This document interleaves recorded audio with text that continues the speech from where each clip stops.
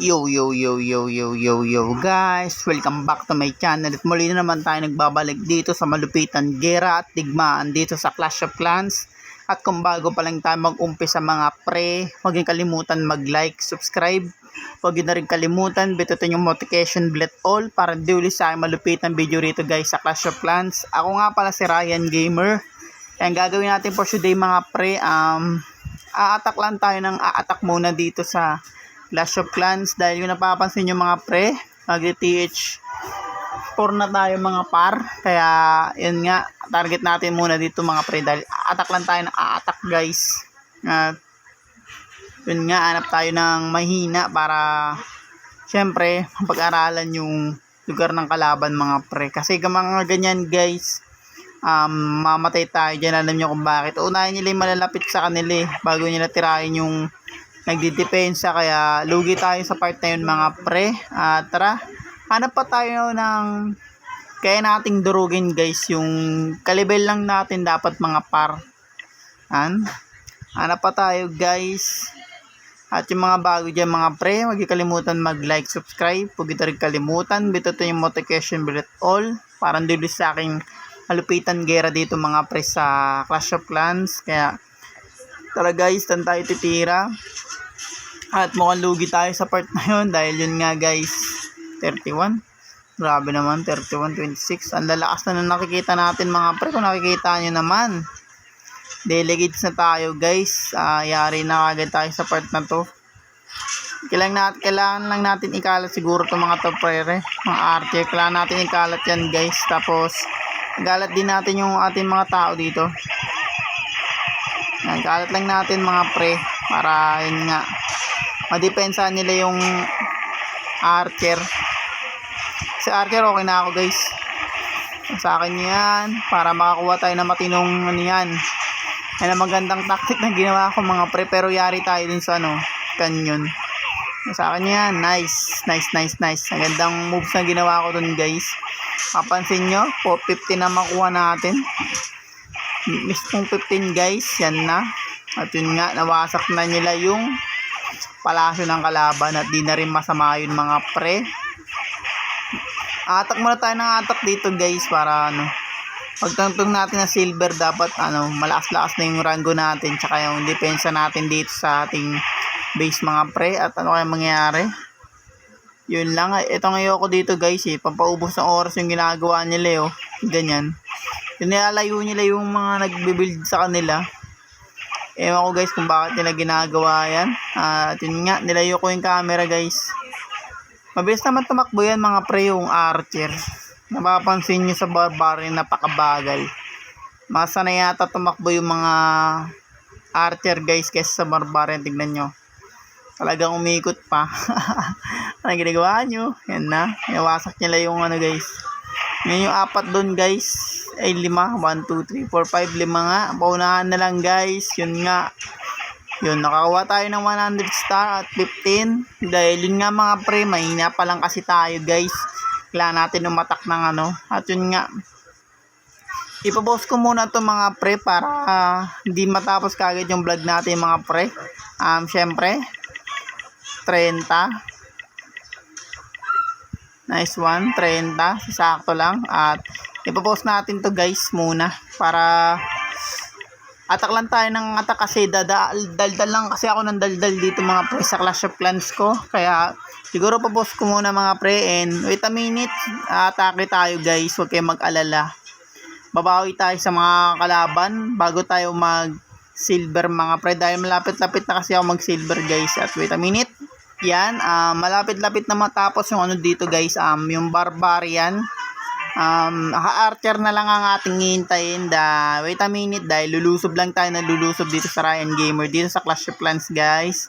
Ayun lang gagawin natin, ang goal natin mga pre bago tayo mag silver. At malapit-lapit na tayo kasi yan na, konting-konti na lang yung mga pre, yung barbarian. Yan na, at malapit na naman matapos to. At yun, mag-archer na tayo. Hindi yung vlog ko mga pre, yung na mga barbarian.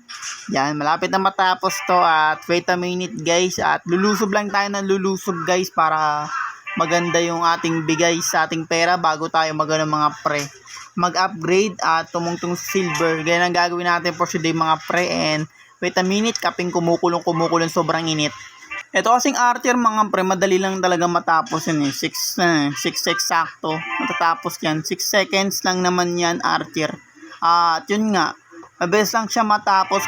Lalo pag nilagyan natin ng giant guys, matagal-tagal. Pero okay naman yun kung ganito lang gagawin ko, diba mga pre? Yung post lang natin para parang ginagamitan ko ng diamonds. Pero hindi ko talaga ginagamitan ng diamonds to mga pre dahil yun nga, post lang tayo ng post dahil ang target natin dito mga pre dito sa Clash of Clans, attack lang tayo talaga para maganda yung bigay sa atin. Kung sino man yung maraming atake sa atin, okay lang, at least naka-atake tayo ng marami. Yun ang point ko dun sa inyo mga pre. Yan mga pre, konting-konti na lang at lulusog na naman tayo sa mga malulupit na player dito mga pre sa Clash of Clans.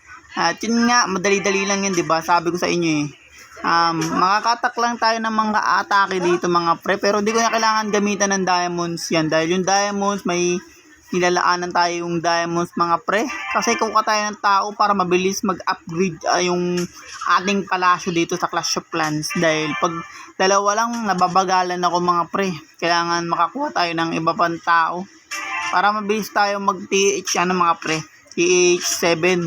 Madali na sa akin yung guys kung tatlo sila. Kaya tara mga pre, lusob tayo guys para maganda yung status natin dito sa Clash of Clans. Papansin nyo 14-14. Paano kaya attack gagawin natin guys? Dito guys, kalat natin yung barbarian natin, archer natin dyan. Kalat natin yan guys. Nice one. Tapos ganun din sa mga barbarian. Ano mami? Cellphone. Nice one. Yan ang magandang tactic ng cellphone. Kulit to. Ano guys, nasira na nila yung grenade launcher sa ganong tactic dahil yun nga. Nalilito kasi yung mga depensa ng kalaban guys pag ganong ginagawa natin. Kinakalat natin sila sa iba-ibang lugar para masira yung mismong tore. Nice one. At yun nga guys, nakakuha tayo ng 14. Pero hindi na rin masama yun guys. 14 para sa akin dahil maganda naman yung assist na kaka-atake ka kaysa sa hindi, diba? Yan ang target natin mga pre. Kasi pagdating natin ng TH14, magaganda ng lugar natin at sirain natin. At yun nga, dudurugin natin kasi mas lalakas yung kalaban mga pre pag ganun. Kailangan yung tactic natin guys bago tayo mag iba ng level. Siyempre guys, upgrade muna natin ng tama yung ating lugar para hindi masira yung natin mga pre. Yung palasyo natin. 507 o 7 na ako guys. Tara, attack ulit tayo mga pre. At yun nga ulit gagawin natin. Ipapost ko muna para di na kayo mahirapan. Para alam nyo talagang kasi mga pre, pag naglalaro ko ng Clash of Clans mga pre, tatawagin nyo ako guys dito. Laging umaatake ng umaatake. Bawat open ko dito sa Clash of Clans kasi dati guys, yung TH14 ko, kaysa kong account, attack lang ako ng attack doon guys, kaya napakalakas ko doon. Kaya papakita ko sa inyo guys kung paano ko ginagawa yun mga pre. Bago tayo tumungtong sa malalakas na level. Syempre, kasi pag tumungtong ka na, dapat ganun ulit yung tactic mo guys. At di mabago-bago yun. Hindi yung porket guys, yung malakas ka na tapos atake ka lang ng, kumbaga 1 linggo kaya 2 linggo ka lang atake. Hindi ganun mga pre. Kailangan umatake ka ng mga pre, ng attack lang ng attack. Yun, ganun lang guys, tactic. At wait a minute guys, sana umabot dahil konting-konti na lang matatapos na naman tayo dito mga pre sa Clash of Clans. Kaya wait a minute guys, lulusob tayo mga pre. Sana umabot dito sa aking channel. Wait a minute mga pre.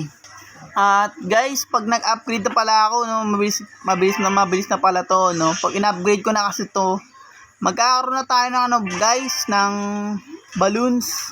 Magkakaroon na pala tayo nito, no. Kasi pag in-upgrade ko tong aking palasyo, pwede ko na i-upgrade yung mga yung lagay ng tao ko makukuha ko na pala to. 150 buhay tapos yung damage niya 25, tapos 25 to plus 25, malaki na rin, tapos 30 seconds, ganun kalakas yung damage niya. At yun nga mga pre, kung bago pa lang tayo matapos dito sa malupitan gera at digmaan dito sa Clash of Clans, huwag niyo kalimutan mag-like, subscribe, wag niyo rin kalimutan, bitutin yung notification bell all para hindi ulit sa malupitan gera at digmaan dito sa Clash of Clans guys. Ako nga pala si Ryan Gamer, kita-kits and peace out.